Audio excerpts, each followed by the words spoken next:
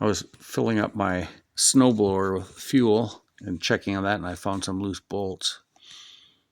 And it reminded me on my Can-Am XMR that there's a couple of videos on the YouTube about loose bolts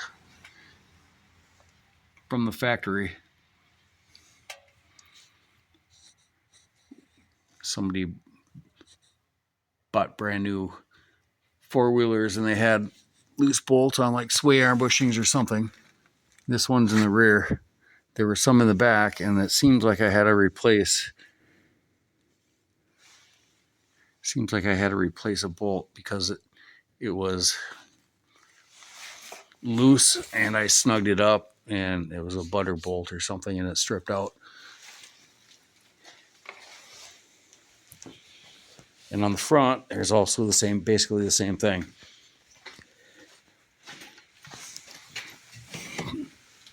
That were loose. I believe it is that sway arm bushing down there on each side. I think there are nuts or something on the back of them, but I'll have to find the video and make sure that yours are tight if you buy something brand new, so they don't fall off on you on the trail. That video was made by someone that actually had them fall off while they were riding it. The loose bolts gave way, and after you're riding along and they're not tight, it just tore the threads out of theirs, I believe. I got my pulley.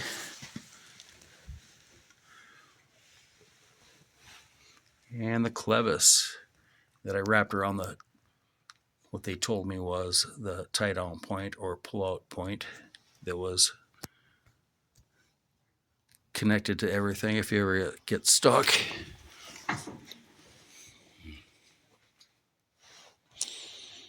But back to that, I've got my Ahriens 30-inch deluxe. It's fuel injected.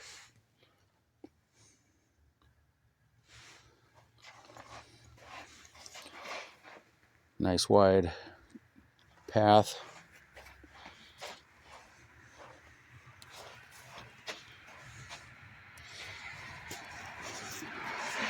I don't believe I've actually used it since I put the new shear bolts in. One of them was just spinning last year. I hardly ever use this one, but just in case unit. And like I said, it's fuel injected.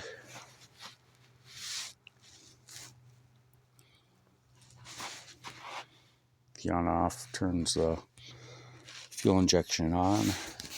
Turn that on. You can actually hear it.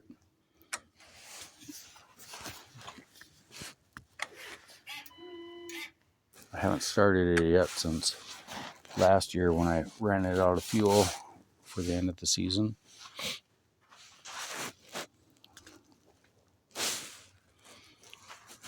And it's got the cable for the chute, which I don't really, right now I'm going to let go of it. And it pops back. I was looking at it a little bit tonight, and I figured out if you like twist it to the left, like that, it might stay in. We'll see. I had problems with it ever since. I've probably had it for like 4 years. And when I'd be going along, it would just pop out all the time and drop it back down there. Instead of, it would drop it, usually actually it would pop all the way back up like that. Like it's already actually going. So I'm going to hit it with my hand. And it pops right back down. Now it's straight up. But if you put it in place and twist it to the left, pretty sure I'm going to try that next time I snow blow and see what happens.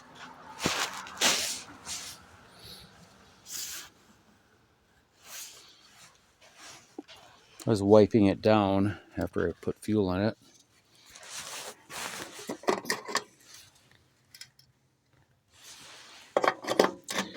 Like I said, at the end of the year, I run everything out of gas. If there's not a shut off, I just let it run out. But I was wiping everything down, and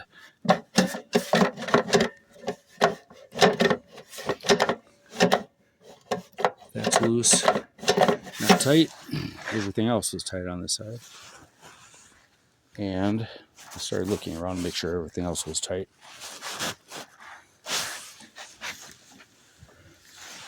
And I noticed that from the factory, that's not tucked in. Just stick that in and maybe bend it up a little bit so it holds it in and keeps it away, out of the way of the, I'm sure the heat won't bother that cable, but, and the linkage is actually the drive gear linkage.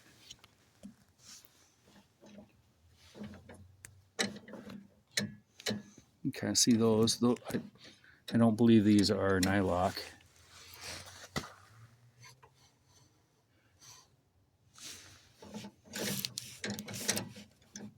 I'll tighten those up a little bit so I don't just lose the nut in the snow when it's vibrating and running. So.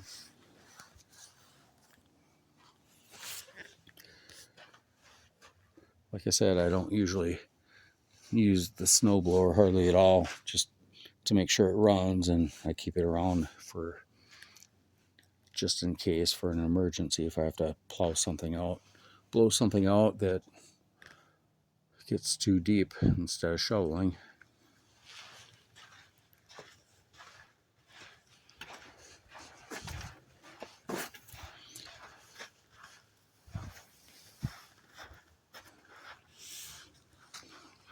But being fuel injected, it's the best snowblower I've ever had.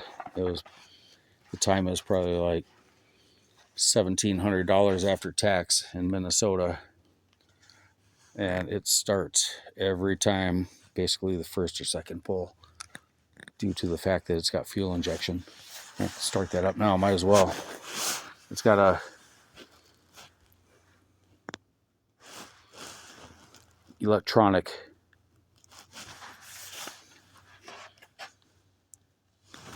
idle. Turn it on. You can plug in an extension cord into it, into the outlet, and use the starter on it. I've never used that. I should probably use that once in a while just to make sure it doesn't get all corroded and rusty inside. We're going to pull start it.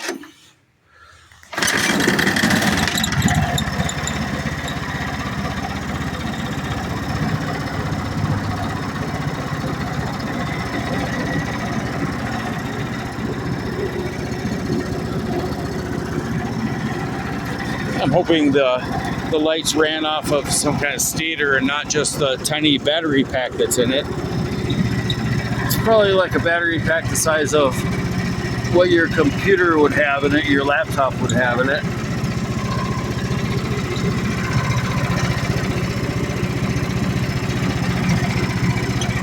And the wires to charger are there. It comes with a charger. Like I said, it's the first time it's ran for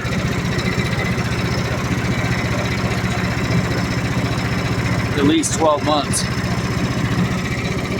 And I can't really see the battery pack is at the end of that red wire. Turn it up and see what it does.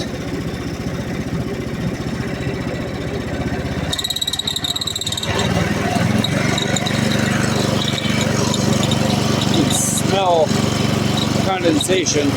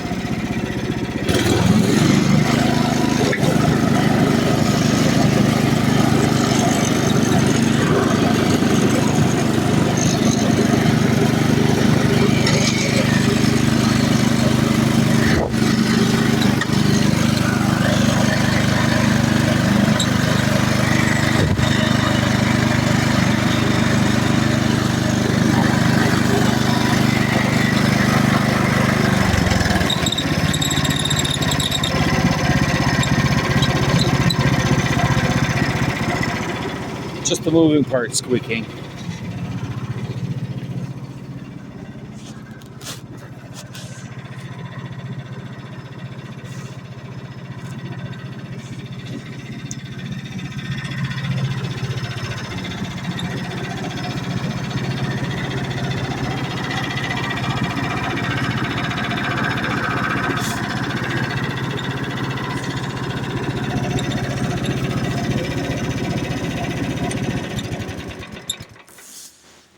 Yeah.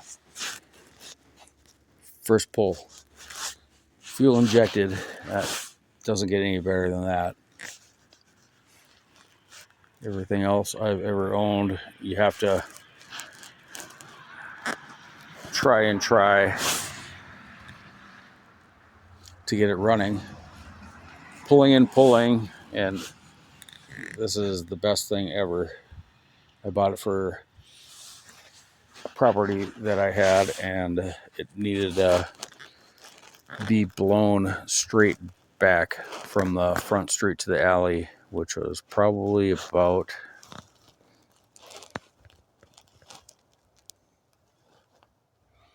at least 50 yards, due to the fact that you couldn't blow it onto the neighbor's property or up against the house. And this will blow snow 50 feet.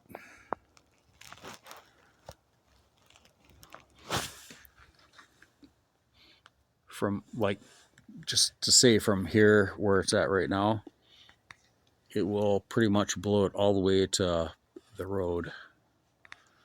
And that's got to be, at least close to 50 feet anyways. And my other snowblower would only blow it like 15 or 20 feet. The other ones that I've had, but this thing's just a beast, and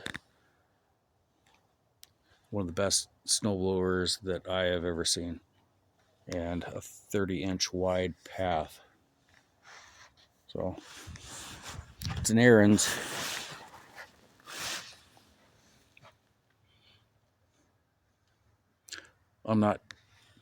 It wasn't given to me by Ahriens, LOL. I bought it with my own hard-earned money. It was something that I had to have at the time, and I probably will never get rid of it.